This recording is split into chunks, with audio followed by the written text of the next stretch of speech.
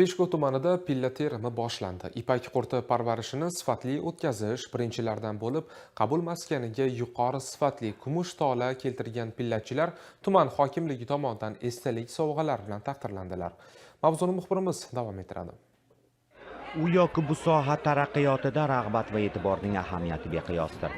Masalan, yurtimizdagi qadimiy sohalardan biri bo'lgan pillachilik tarmog'i davlatimiz tomonidan har tomonlama qo'llab-quvvatlanishi natijasida soha yana qayta o'nglanib, rivojlanish bosqichiga o'tdi.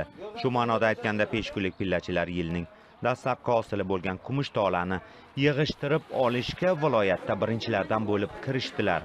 Avvalo tumanda pilla xomashosini yetishtirishni yanada ko'paytirish yuzasidan aniq tizim yaratilganligi tahsinga loyiq.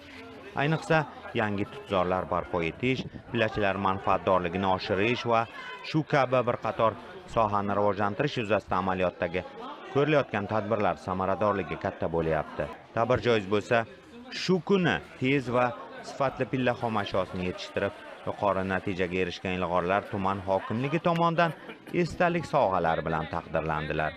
Manfaatdorlikka ko'p narsa bog'liq.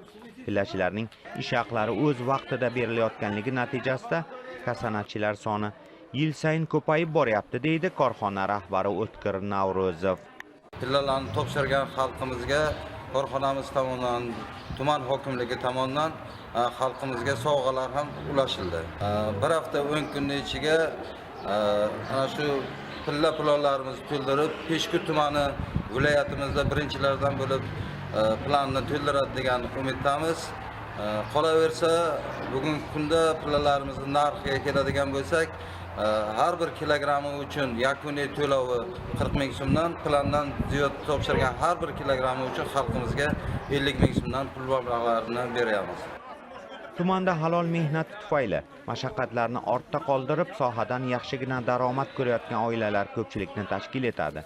Ular esa doimiy rag'batlantirilmoqda. Bundan tashqari, hozirgi kecha-kunduzda tizimda yangi ish o'rinlarini yaratish maqsadida zamonaviy loyihalarga qo'l urilyapti. Xullas, Buxoroda pillachilik yetakchi sohalardan biriga aylanib borayotganligi ikkita muhim masalani hal qilmoqda. Birinchidan, yurtimizda pilla xomashosidan tayyorlanayotgan mahsulotlar eksporti salohiyati oshirilayotgan bo'lsa, ikkinchidan bandlik muammosi bartaraf etilyapti. Bu esa xalqimiz farovonligini oshirishga xizmat qilishi bilan yanada ahamiyatlidir.